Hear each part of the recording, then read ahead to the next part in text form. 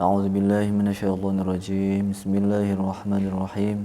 Allahumma 'allimna ma yanfa'una wanfa'na bima 'allamtana innaka antal alimul hakim. Wa sallallahu ala sayidina maulana Muhammadin wa ala alihi wa sahbihi wasallam ajma'in. Walhamdulillahi rabbil alamin. Ayat yang ke-190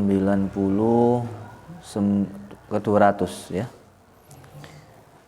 Bismillahirrahmanirrahim. Fa idza qadaitum, jika kalian telah melaksanakan, menunaikan, qada yaqdi, ataitum, kamu telah menunaikan. Manasikakum, manasik artinya ibadah. Ibadati hajikum, beberapa ibadah haji kalian. Berupa apa itu? Ba litaswir, berupa apa itu? Bi'an romaitum jumratul aqabati, yaitu kalian, kalau bahasa Jawanya gambarannya yento gitu ya. Tapi kalau kita ini kan ba litaswir, bentuknya apa ibadah haji yang di sini? Yaitu kalian sudah melempar jumrah aqabah. Tafa yatufu berarti apa? Tuftum apa tiftum apa toftum? Wa tuftum ya, tafa yatufu berarti wa tuftum, dan kalian sudah tawaf semuanya. Wastaqrartum, dan kalian telah menetap bimina di Mina. Fadzkuru, kalau sudah begitu apa? Fadzkuru, maka ingatlah kalian semuanya Allah kepada Allah. Bit takbiri, dengan takbir, wasana'i, dan memuji.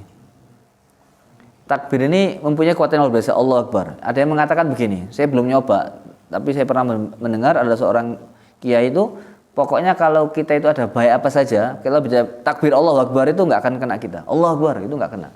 Ada bencana apa ya, kita mau mendekati kita, Allah Akbar itu nggak kena. Katanya ini, saya belum nyoba dan saya mendengar langsung. Jadi kalau kalian kepingin aman dari bahaya apa saja, kalau ada apa-apa itu bilang Allahu Akbar, itu nggak kena.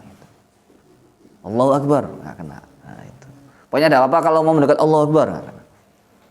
Bahkan kalau kita mau disakiti orang pun Allahu Akbar itu nggak kena juga. Nah gitu ya.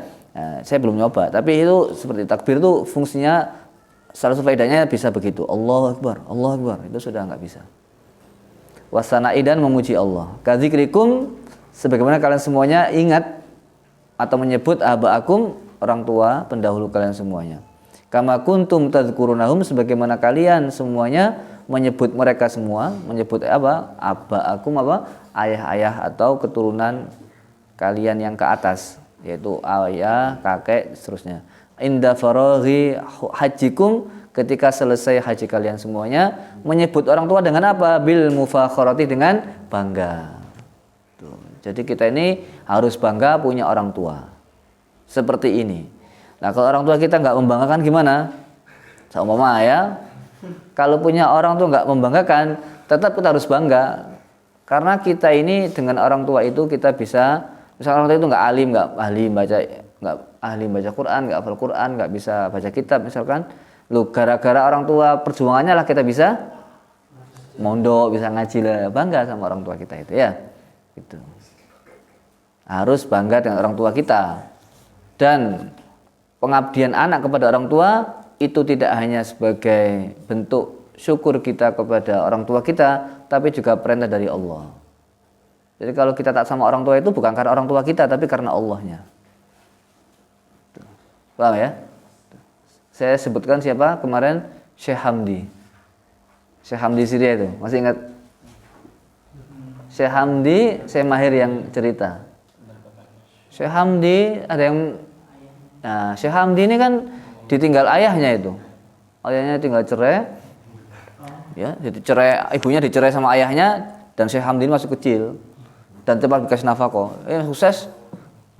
Ayahnya minta uang terus sampai uangnya habis. Tetap dikasih. Tapi ini kan bentuk ketakwaan kepada Allah. Jadi kalau orang tua kepada anaknya sayang itu rata-rata sayangnya orang tua kepada anak itu bukan karena iman, tapi karena naluri. Tapi kalau baktinya anak kepada orang tua itu rata-rata bukan karena naluri, tapi karena ketakwaan dan keimanan kepada Allah. Coba. Jadi kalau ada anak kok sama orang tuanya bakti, itu orang yang soleh pasti, nggak pakai insya Allah. Nek orang tua sayang sama anak itu naluri aja. Ya, karena anak kan masih lemah ya.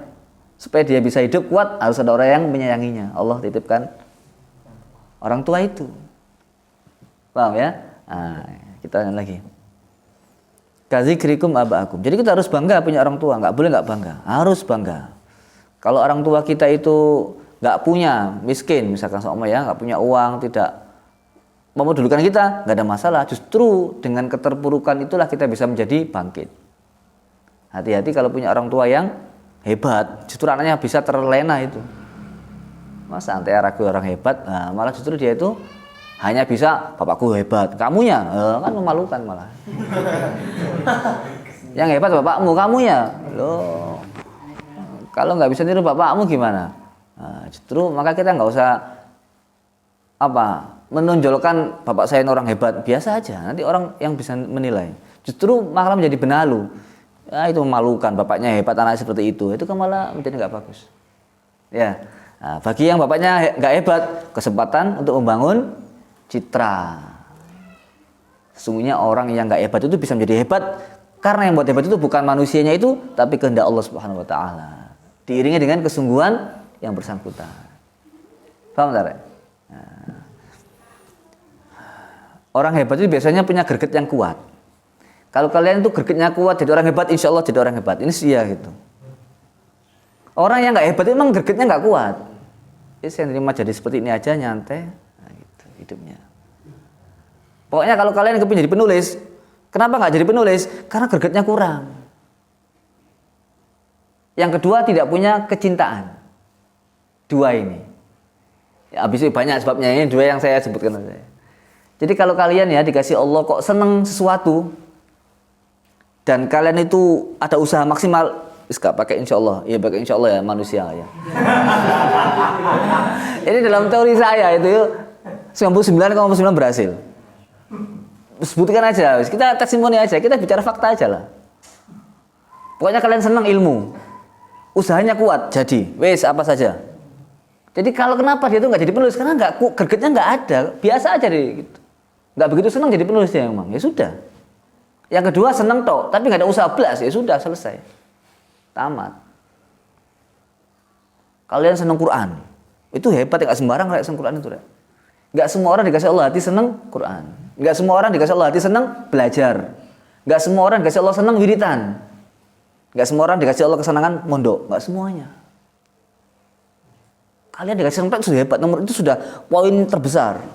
Senang wiritan itu sudah hebat. Meskipun agak pas-malesan, tapi itu sudah poin hebat itu. Wiritan tapi malas, tapi senang itu penting. Yang kedua, ada usaha jadi. Wis, buktikan aja. Saya sendiri dai. Wah.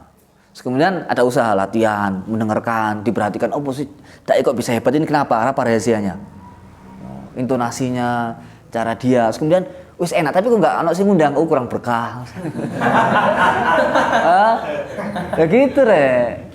Dicari sebab-sebabnya, telusuri segalanya. Oh enggak enak pantesan karena saya itu ya datar. Bismillahirrahmanirrahim. Sekarang bab 7 ya. Ya, apa yang mau mendengarkan gitu itu? Terus pulsa terbatas dengarkan orang, gak ada ekspresi nih dok. Siapa yang mau mendengarkan? Wah, bentar. Harus dipelajari gimana cara kita itu bisa enak kalau belajar. Wah, bentar. Usaha.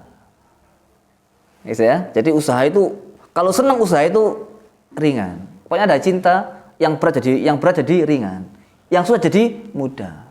Yang keras jadi lunak, yang jauh jadi dekat. Ada senang, ada cinta. Kalau nggak ada cinta, aduh, jauh, dekat jadi jauh. Lantai 2 ini Rek, jauh Rek, dari sana 1.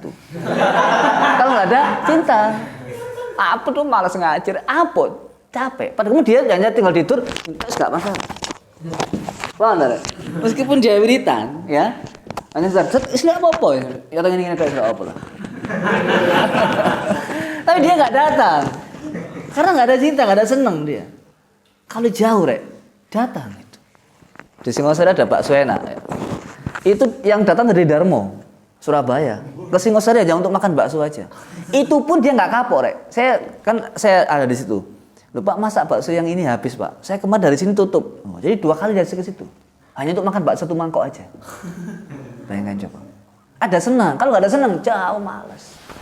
Makan sudah tersedia, dari sini jauh, nggak seneng. Makanan kan banyak misalkan. Turun tak mas, tapi yang jauh didatangi. Ya, qanaah itu.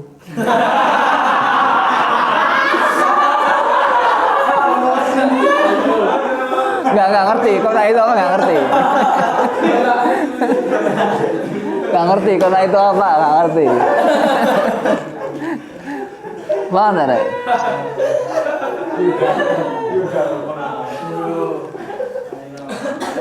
Yang jadi masalah itu kalau di hatimu nggak ada kesenangan dalam keilmuan, itu problem besar. Itu harus diruqyah betul itu. Harus banyak uritan. Ya Allah, kenapa saya itu ngaji nggak senang, belajar nggak senang, nulis nggak senang, mutolaah nggak senang, dengarkan ceramah nggak senang, dengarkan ngaji nggak senang, itu problem itu. Itu solusi pertama diruqyah dulu. Artinya di terapi dulu. Ya, puasa, wiritan itu. Nah, kalau kamu sudah ada yang senang, diikuti Rek. Oh, jadi itu usaha. Ikut omong saya, lakukan. Doa tirakat ya pasti. Tapi senang dulu, usaha yang maksimal. Jadi itu. Wis, jadi kepin apa coba? Senang apa ikuti. Jadi.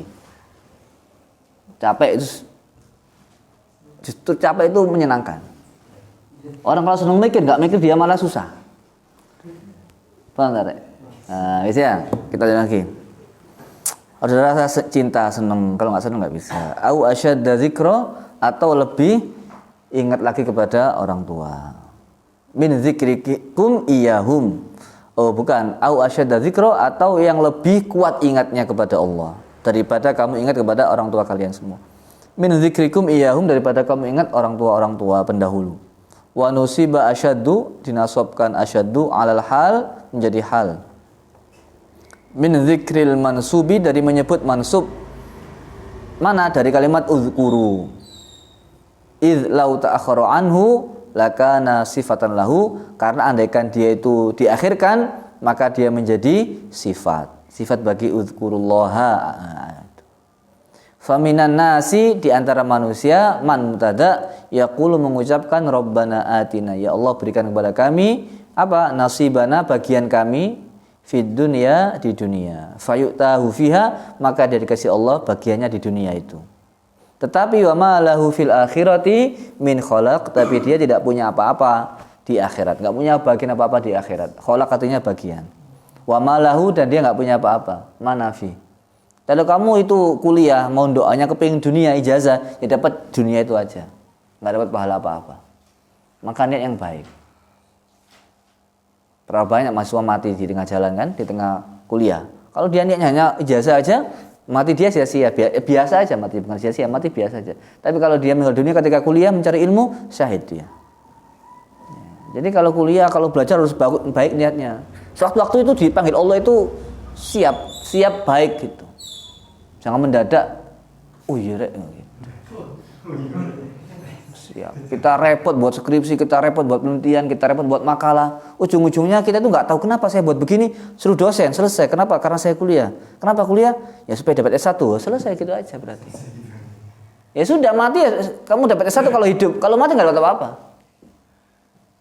Maka penting-penting itu mulai sekarang kita tata niat itu. Kalian kuliah untuk apa? Mondok untuk apa? Hafal Quran untuk apa? Ya. Kalau kamu untuk dunia, dapat dunia ya dapat dunia saja, selesai. Kamu kerjanya dapat uang, niatnya dapat uang saja, di akhir nggak dapat apa-apa. Tapi kalau kita kerja karena untuk dapat nilai ibadah dari Allah, ya dapat sisi ibadah. Paham nggak, Rek? Sama orang puasa, kepingin dapat kesaktian, dia dapat sakti tok.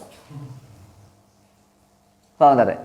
Kamu puasa supaya dapat mobil misalkan, puasa Rek, nyerakati mobil Alphard terbaru misalkan, saumpama.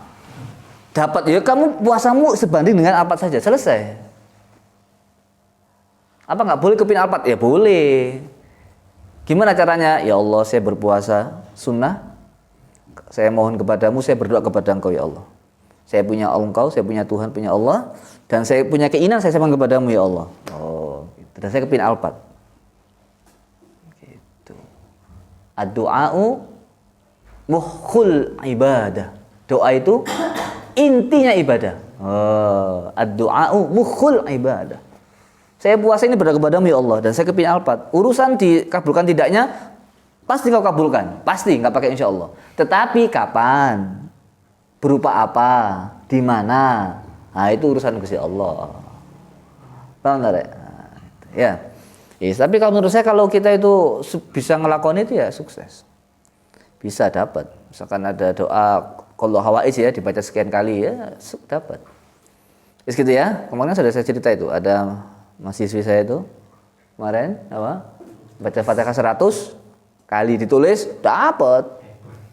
iPhone, Scoopy dapat. Gitu? Pelan-pelan dapat. Berapa bulan kan? Belum sampai setahun kan? Sudah dapat itu lumayan kan? Nah, itu wis ya.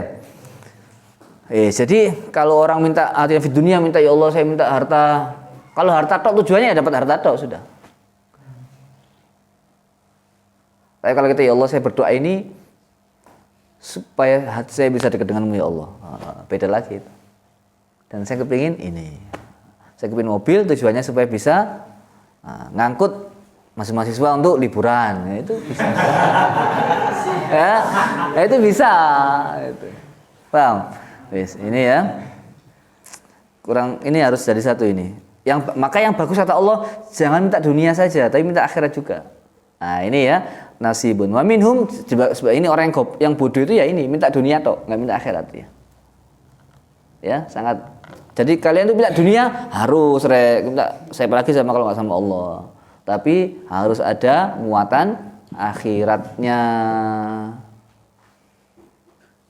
Ini wa minhum dan sebagian mereka mengucapkan wa minhum may yaqulu rabbana atina fid dunya hasanah, ya Allah berikan bagian dunia ada hasanah kenikmatan, wa fil akhirati hasanah, dan di akhirat juga hasanah itu artinya apa? Al jannah. Di dunia itu hasanah itu di sini apa tafsirnya?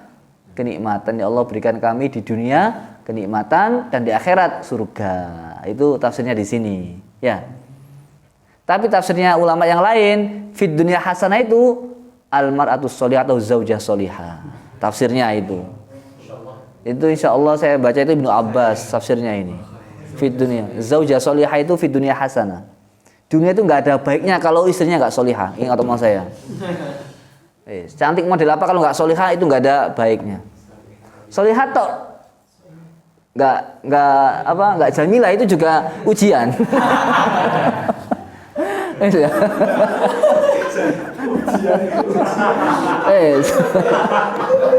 Kita lagi ya fit dunya hasanah wa fil akhirati hasanah.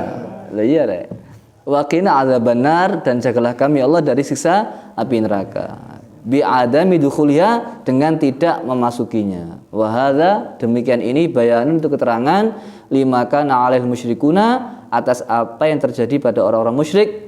Walihalil mu'minina dan keadaan orang-orang yang mukmin wal qasdu bihi al hasu. Nah, wal qasdu bihi tujuannya minta ya. Tujuan doa ini apa tujuannya? Al hasu apa? Mengarahkan orang ala talabi khairayid daraini, untuk meminta dua kebaikan, kebaikan dunia dan kebaikan akhirat. Minta dua-dua kebaikannya, jangan satu tok. Kama wa'ada bitsawabi alaihi. Sebagaimana Allah itu menjanjikan pahala kepadanya, ya. Ulaika ini harus satu ini. Terus enggak mari-mari enggak ini habis selesai. Ulaika lahum mereka semua ini lahum nasibun mendapat bagian ai sawabun pahala min ajli ma kasabu atas apa yang mereka lakukan. Ai amilu minal haji wa du'ai yaitu haji dan doa. Wallahu Allah sari'ul hisabi itu zat yang paling cepat dalam menghisabnya. Menghisab itu menghitung ya. Yuhasibul khalqa kullahum, Allah menghisab semua makhluknya. Fi qadri nisfi naharin min ayyamid dunya, dalam kira-kira separuh hari saja dari ayam dunia. Jadi umur dunia ini hanya dibandingkan seperti kayak setengah hari saja. Dalam Al-Qur'an apa? Wa inna yawman 'inda rabbika ka'alfi sanatin mimma ta'uddun. Sehari si Allah itu seperti kayak 1000 tahun yang kita hitung. Jadi orang-orang itu kalau ditanya besok ka'annahum yauma yarawnaha lam yalbathu illa 'ashiyatan aw duhaha. Jadi mereka tidur dari pagi sampai duha saja. Cepat sekali hidup itu kan? Kalian sudah cepat hidup kan? Tiba-tiba sudah kuliah dewasa, habis ini menikah, habis itu sukses. Gitu? Sebentar aja habis itu meninggal.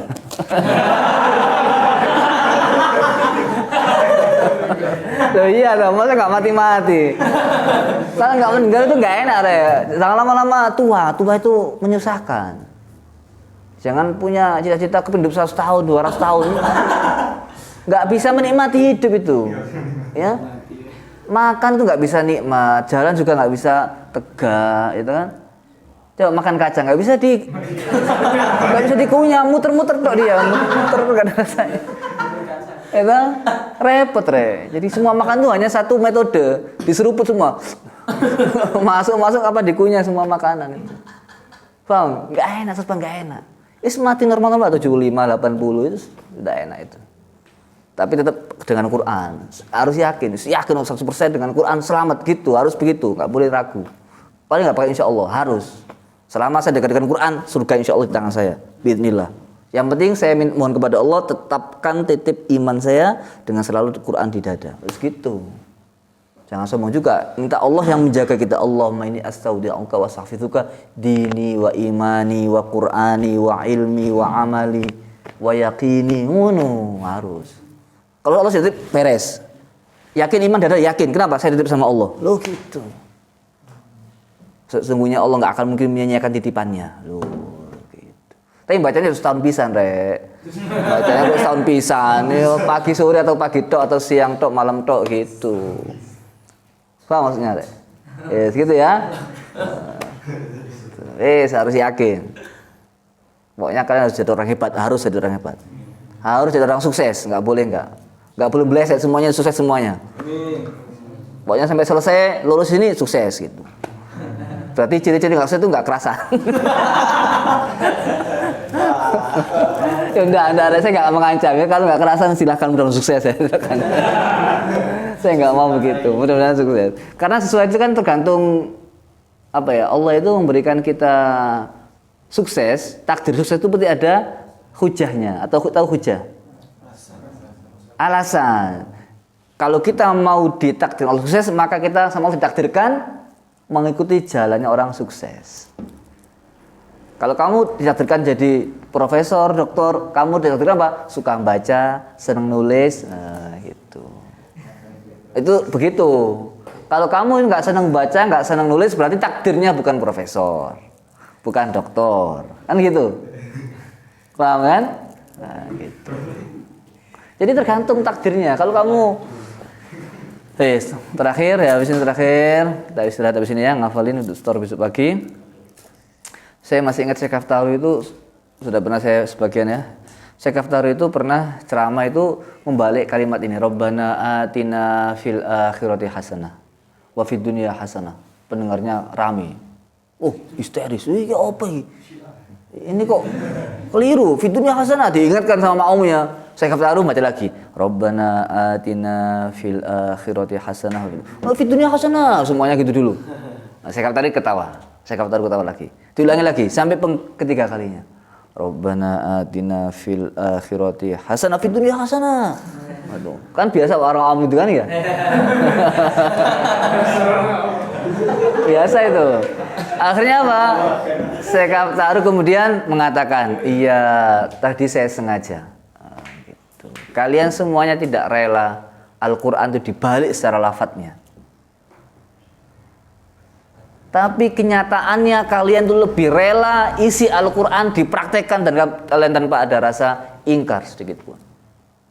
Apa maksudnya? Kan lafadznya kan dibalik itu, kan nggak rela. Tapi ajaran Islam dibalik, kamu kok rela? Loh gitu maksudnya. Gimana maksudnya kok rela dibalik? Umat Islam itu menurut beliau waktu itu banyak tertinggal di berbagai macam sektor keduniaan. Sektor ekonomi sebagian tertinggal, teknologi tertinggal, budaya tertinggal. Ini nggak boleh, fit dunia dulu, urusi dunia. Kalau kamu itu misalkan jadi petani yang profesional. Tapi jangan lupa wa fil akhirati hasanah. Kamu punya tanggung jawab nafkahi anak istri. Kamu tinggal wiridan, ya Latif, ya Latif. Ya habis. Wow.